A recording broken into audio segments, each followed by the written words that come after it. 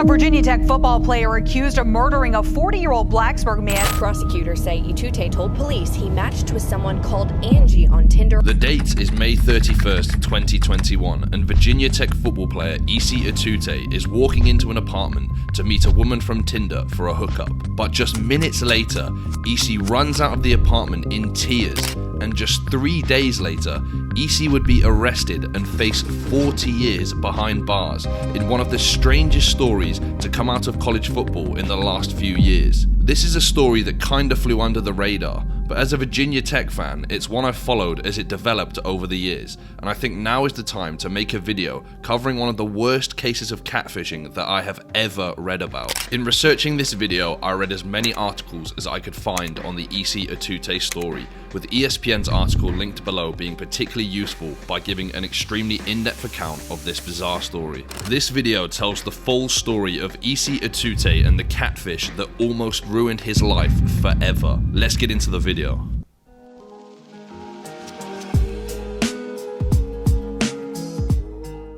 Prior to the incident that would turn Isi Etute's life upside down, he'd followed a very normal path into college football. Born and raised in Virginia, Isi and his family settled in Virginia Beach, where the youngster was immediately drawn to the sport of football, playing the game from the age of 6 and quickly flashing a natural talent. Isi would go on to attend Frank W. Cox High School in Virginia Beach and continued showing his skills, dominating at linebacker and receiver and putting himself firmly on the radar of several college football programs. Ranked as the number 1,484 best recruit in the nation, the 3-star linebacker wasn't considered a blue-chip prospect, but earned offers from a number of Power 5 teams that included NC State, West Virginia, the University of Virginia, and Virginia Tech, with Isi hoping to become one of the hundreds of players who outplay their college recruiting ranking and go on to make the NFL. After careful consideration, Etute would opt to stay in state and commit to the best team in the world because they're my team, the Virginia Tech Hokies, in July 2020. He signed his national letter of intent in December 2020 and then enrolled early at Tech in January 2021, keen to get a head start on the college strength and conditioning program and settle in to his new home. As Etute packed up his bags and made the drive from Virginia Beach to Blacksburg to begin his college journey, he probably visualized all of the moments he was hoping to experience, such as winning huge games in an electric lane stadium and competing for championships. Unfortunately, Isi's time in Blacksburg would instead be defined by an incident that threatened to permanently alter the course of his life just as it was beginning to get started.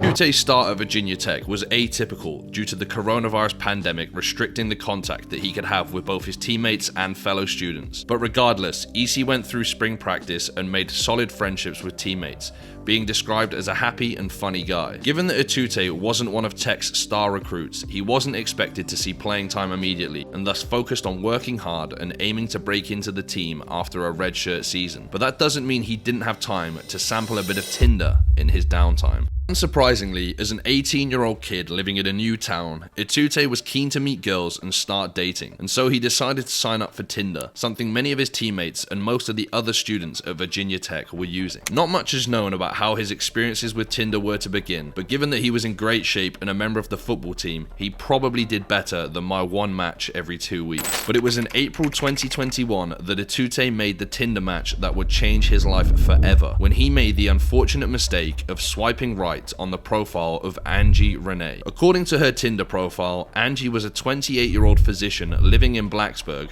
and working at the local hospital. Etute sent the first message with a simple "yo," but Angie quickly steered the conversation into the direction that she was looking for, making no secrets that she was on the app for casual fun, and quickly invited Isi over to her apartment. This could seem sketchy that a woman was so forward, but Isi had heard similar stories from teammates of women throwing themselves at football players and didn't properly question it. However, there was a much bigger red flag to come, as this invitation came with a very important stipulation. Angie stated that due to her job and her work in the local community, her privacy was very important, and the encounter must be discreet, meaning the lights in her apartment would be off during their meeting. It was an odd request and a definite red flag, but Isi, being 18 years old and relatively unexperienced and lacking the maturity to see beyond his desires, didn't properly question it, and Isi agreed to Angie's odd request for privacy, just hoping to bag an easy lay. But as the time drew closer for Isi Etute to make the trip across campus to Angie's apartment above the Hokie Mart, he began to have doubts, considering the situation a bit risky, as he was about to go on his own to a dark apartment to meet somebody he didn't even know was real. It could be a setup, it could be a robbery, a blackmail attempt, who knew? Isi expressed these concerns to Angie, who was quick to reassure him, and when Isi suggested bringing a friend, Angie was more than happy to accommodate, urging both of them to come over and take turns with her. Perhaps unsurprisingly, it wasn't difficult for Isi to find a teammate who was up for what seemed like an easy bit of action, and fellow class of 2021 recruit Deshaun Elder agreed to come along and meet Angie, with the pair making their way over to her apartment on electric scooters, arriving at around 10 p.m. in the pouring rain. The men made their way up the stairs to apartment 207 and the door opened, revealing Angie's pitch black apartment.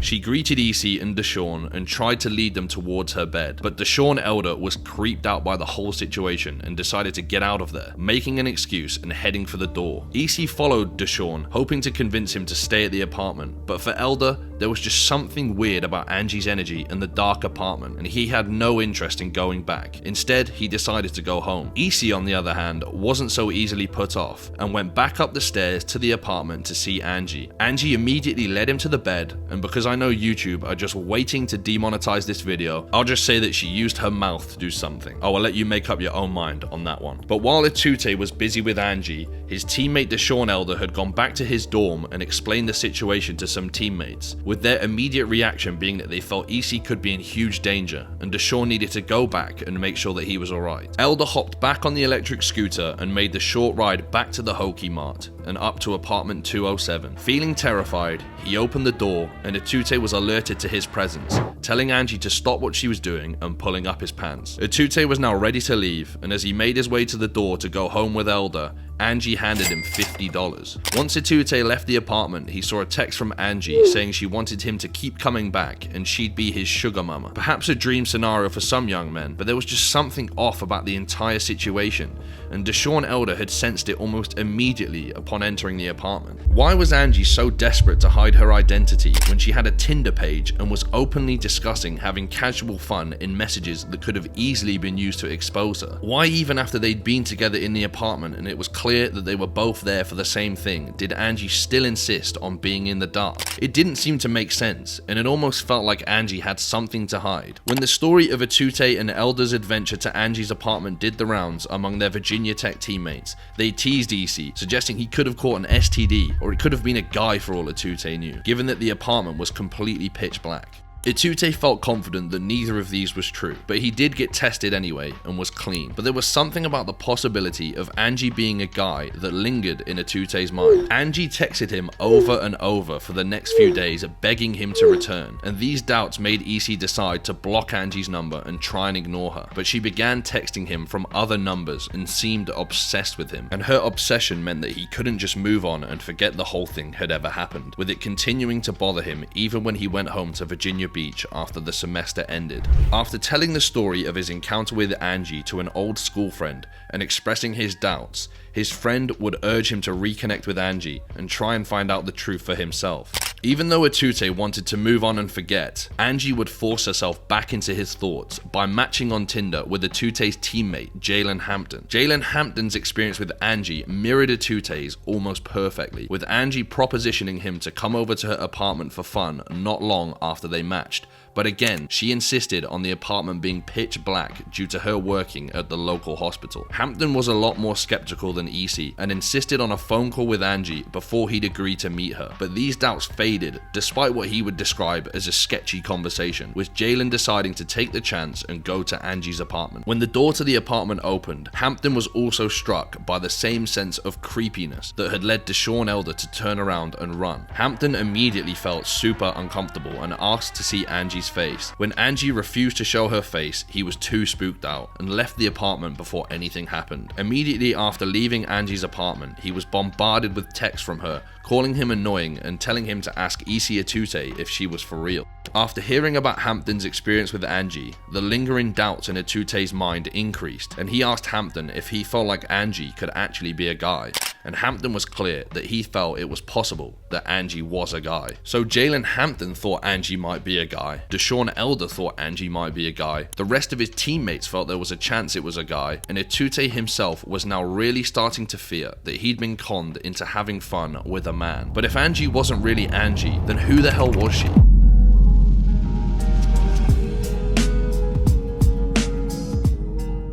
With a population of just under 50,000, Blacksburg, Virginia is not a big town by any means. Life in Blacksburg revolves around Virginia Tech, with the vast majority of the Blacksburg population either studying at or working at the local university. In a town like Blacksburg, with its small population of locals, word travels and reputations tend to stick. And if there was one word to define the reputation of a local man named Jerry Smith, for some people, that word was creep.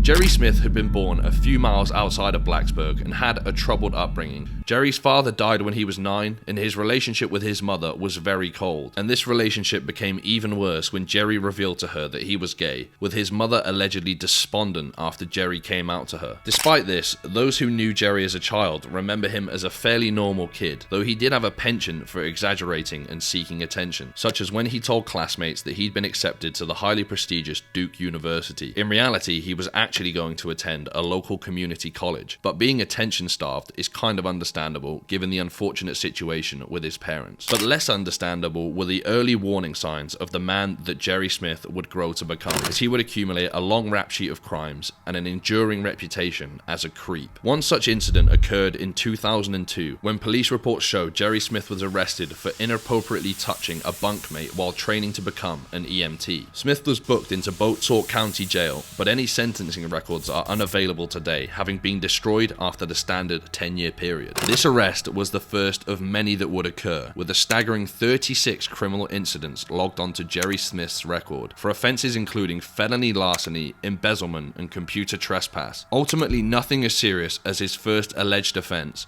but it's clear that Jerry Smith had a troubled relationship with the law. But it was Jerry Smith's reputation in the Blacksburg community that was far more troubling than his legal record, and it provides an insight into the type of person Jerry Smith was, with one word describing him perfectly: predator. Jerry Smith had a long and prolific history of catfishing, which appears to have begun not long after Tinder launched and made it easier than ever to meet new partners, with now not even a first date necessarily required before you can meet up with someone and head to bed together. And unsurprisingly, given the opening chapter of this video, the catfish alias that Jerry Smith would consistently use was none other than Angie Renee, the woman who'd met with Isi Etute and matched with his teammate Jalen Hampton. The first recorded incident of Jerry's Angie Renee catfishing escapades comes from 2015, when a mother discovered explicit messages between her underage son and the Angie Renee Facebook account. The mother filed a police report, but also decided to hire a private investigator to find out who Angie Renee was, with the investigator tracking the account back to Jerry Smith, but somehow no charges were ever filed. A woman who shared an apartment with Jerry Smith around this time stated that he would regularly tell her that he was expecting a date to come to the apartment and asked her to keep her distance. These dates were almost always young black men, and Jerry Smith insisted that the lights remain off while his date was over at the apartment. 1 year after his close call with the private investigator, Jerry Smith would call police in Roanoke, claiming that he'd woken up to an African-American male choking him and had to fight him off, suffering minor injuries in the process. When police searched his apartment, they found nothing was missing. It's a bit weird that someone would break into an apartment to randomly assault someone, huh? I wonder why they might want to do that. Over the years, countless young men in Blacksburg would either match with the Angie Renee account on Tinder or receive unprompted messages on Facebook, with Angie always quick to invite them over to her apartment above the Hokie Mart for casual fun. Given that Jerry Smith's former housemate stated Jerry was regularly having guys come over to the apartment, it's unknown just how many young straight men fell victim to this serial predator. The Angie Tinder account was reported to Tinder multiple times as a fake, but always managed to evade a ban, and with Tinder at the time not requiring any identity verification beyond proving that you're not a bot, Jerry Smith was free to continue trying to reel in young guys. As outlined in the ESPN article mentioned previously, one Blacksburg resident to receive the invite to Angie's apartment was Fred Smith, an African-American man messaged randomly on Facebook by the account, as so many had been before him. Angie sent him explicit photos and urged him to come over, while telling Fred that she needed to be private and keep the lights off due to her job. Fred Jones smelled a rat, and when he discussed the situation with a friend, he discovered that his friend had also been messaged by the same account, and neither of them decided to make the trip to see Angie. Fred Jones was one of almost 40 men who would eventually come forward to police about having similar interactions with Jerry Smith and his Angie Renee persona, but ultimately the number of people to have been messaged by an Angie Renee account on either Facebook or Tinder is likely in the hundreds if not thousands, underlining just how prolific he was in the Blacksburg community. And rumors circulated on a Reddit thread suggested Jerry Smith's predatory behavior expanded beyond just his Angie Renee shenanigans. I must stress that these are just allegations made on a Reddit thread on the Virginia Tech subreddit, but one commenter alleges he was a co-worker of Jerry Smith's when Smith was fired from a job in a Blacksburg restaurant for harassing young men, with the commenter stating that there were rumors among locals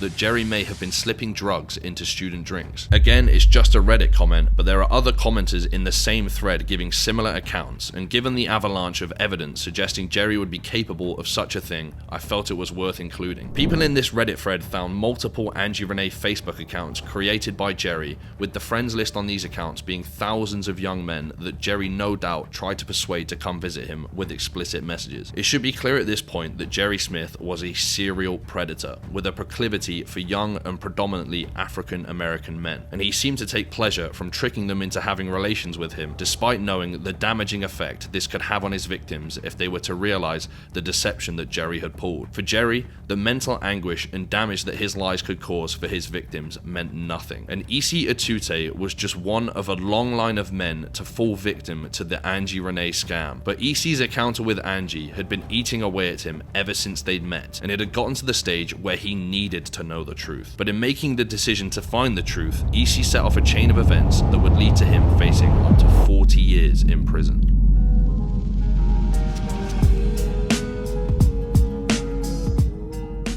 After hearing about his teammate Jalen Hampton's experience at Angie's apartment and Jalen's belief that it was possibly a man behind the Angie account, Isi decided that it was time to get answers and end the nagging doubts in his mind. Isi replied to one of Angie's many messages begging him to come and see her, and agreed to meet up with her again at her apartment. But rather than looking for some casual fun, Isi was this time dead set on finding out once and for all if Angie was really who she claimed to be. He recruited 3 of his teammates to come along with him to the apartment in case things got sketchy, with these teammates being Jalen Hampton and Deshaun Elder, who had previously gone to the apartment, as well as Jordan Brunson, with the friends waiting outside while Isi went into the apartment alone. It started out the same as last time, with Angie opening the door and revealing her pitch black apartment. Isi was again led to the bedroom, and after trying to feel Angie's private parts and realizing it didn't feel right, he pulled out his phone and turned on the flashlight while ripping the hood off Angie's head, and to Isi's shock and horror, the face of a middle-aged man with short hair and stubble was looking right back at him. In shock, Etute asked Jerry Smith why he had lied about being a woman, but Jerry, still using his attempt at a female voice, tried to deny it and reached for Isi's trousers. Incensed, outraged, and emotional, Isi slapped away Smith's hand and began to unload punches onto Smith before kicking him hard when he fell to the floor. Just 3 minutes after he'd entered the apartment, Isi fled, breathing heavily and crying, with blood splattered on his sweatshirt and shoes. His teammates who'd accompanied him to the apartment tried to figure out what had happened, but Etute refused to talk, with Isi described by Deshaun Elder as being broken, with it appearing that everything in him just shattered. Etute would later describe feeling destroyed and violated. With Etute distraught and his teammates unclear on what had transpired in the apartment, they left the scene, and the beating was not reported to police. Etute would struggle to sleep in the days after the incident, and although he attended practice as normal, his mind was absent, and he couldn't focus on anything without his mind flashing back to apartment 207 above the Hokie Mart. When police knocked his door at 5 in the morning on June 2nd, 2 days after the incident, Isi was unsurprisingly already awake and knew why police were there. Isi was taken to the police station and freely admitted what he had done and the reasoning for why he had attacked Jerry Smith. But then the lead detective dropped an absolute bombshell on Isi. As a result of the injuries that Isi had inflicted in his attack, Jerry Smith was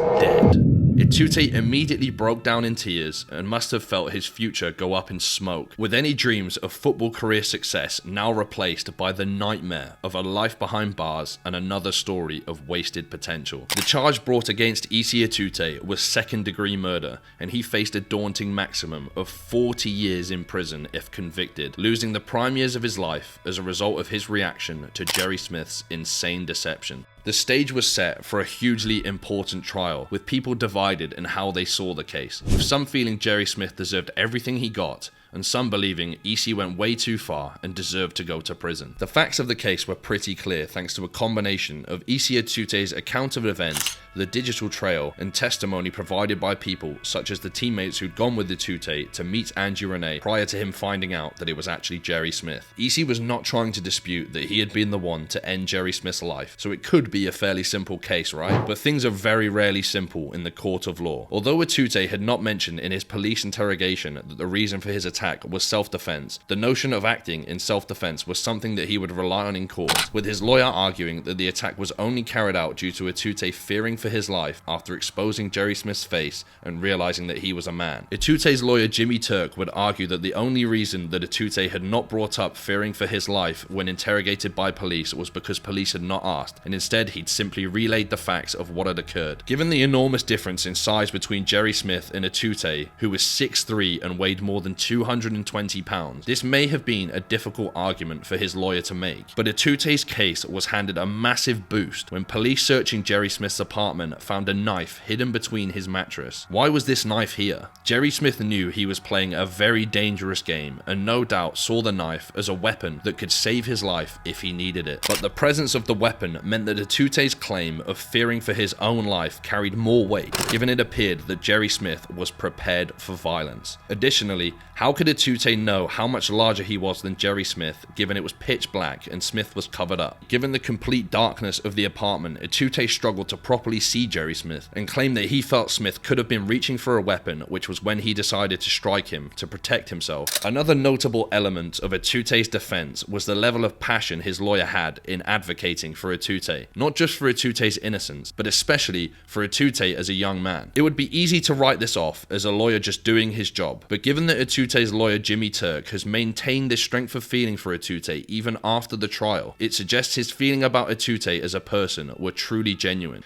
Jimmy Turk was almost brought to tears multiple times while defending Etute, and in his closing remarks to the jury, he pleaded with them to see Etute as the victim, stating that he had 3 daughters, but if he'd ever had a son, he would want them to be exactly like Isi Etute. After Turk's emotionally charged closing statement, even the prosecution appeared to be slightly moved, with prosecutor Patrick Jensen closing by saying that if the jury saw this as a heat-of-the-moment action, then it wouldn't be second-degree murder, but it would be at least voluntary manslaughter, and definitely still not self-defense. It appeared that despite the odds being stacked in the prosecution's favor, they were ending the trial on the back foot a bit, and now seemingly felt more confident in gaining a verdict of voluntary manslaughter. But ultimately, Jimmy Turk's strong belief that Isi Etute had not intended to end the life of Jerry Smith would mean absolutely nothing if the jury decided to convict him, with Etute facing a maximum of 40 years behind bars if convicted of second-degree murder, and a maximum of 10 years if convicted of voluntary manslaughter. But would the jury buy that Etute had only acted because he was in fear of his life? The jury went away and deliberated the case for over 3 hours,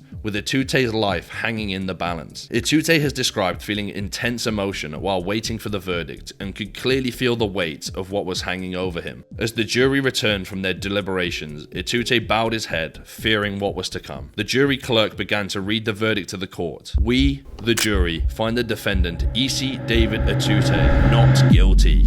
A flood of emotions washed over the courtroom, with Isi's father collapsing into his seat as his mother sobbed hysterically. Etute and his lawyer Jimmy Turk hugged as both men cried with pure relief. After spending 2 years of his life fearing it was over before he'd even properly started, the jury had handed Isi Etute another chance at life. Jerry Smith's family, on the other hand, felt a strong sense of injustice and were furious with the verdict. But there was nothing they could do, as the jury had decided that Isi Etute was not guilty, even after the judge had disallowed any testimony on experiences that other men had been through with Jerry Smith, fearing that it would impact the jury's judgment. Ultimately, Jerry Smith had made preying on young men a hobby, despite knowing the impact it would have on them if they ever found out, and he paid the ultimate price for playing such a dangerous and disgusting game. Isi Etute was handed his second chance at life in May of 2022, and it is now 2024, so the only remaining question is what happened in the time since he was found not guilty, and where is he now?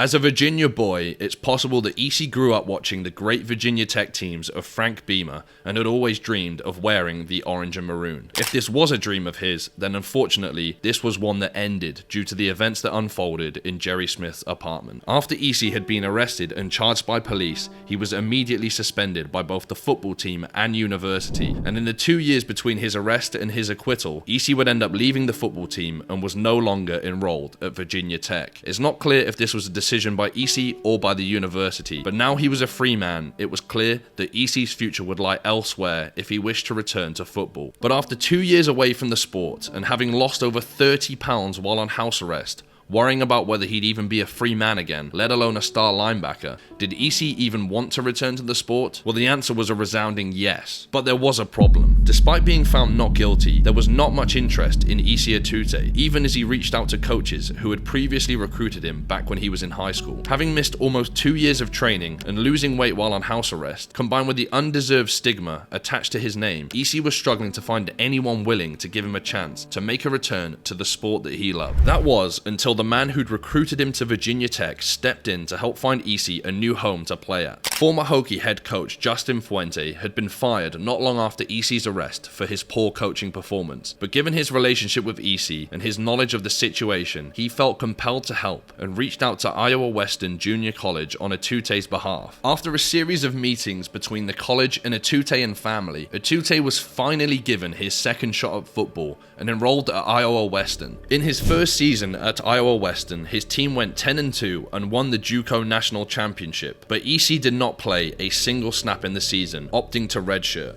With the amount of weight that he'd lost, he took the 2022 season as an opportunity to work out and get back into football shape. The 2023 season, however, would see Isi make his return to the football field, playing in 11 games. It appears as though he mostly played as a backup linebacker, recording just 17 tackles on the season. However, it marks yet another step forward in his comeback, and given that he is just a redshirt freshman, it would be foolish to write him off yet. Etute remains in contact with his lawyer Jimmy Turk, who passionately defended Isi's character in the courtroom, and in the summers, Etute visits Jimmy Turk at his lake house, underlining that Turk's impassioned defense of Etute in the courtroom wasn't just an act for sympathy, but a reflection of the qualities and potential that he sees in Isi. In the ESPN article, Isi is quoted as still struggling to get over the events on that fateful night in Blacksburg, with the knowledge that he took a life still weighing heavily on him, with Isi quoted as saying that he asked God for forgiveness every single day. From every single thing that I have read on this case, I truly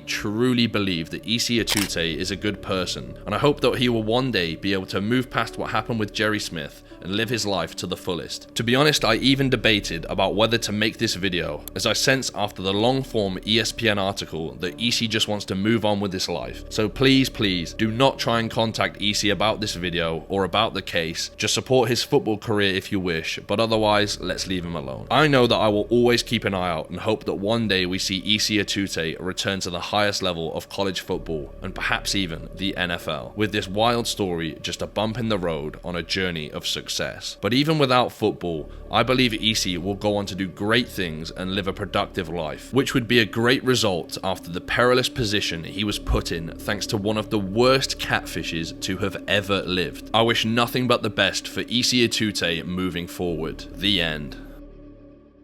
If you enjoyed this video, please drop a like and subscribe, and check out this video on the NFL draft prospect who fell off the face of the earth and joined a religious cult just weeks before the draft. If you like MMA or the other football, then check out my channel's linked in the description below, and I'll catch you in the next video. Peace.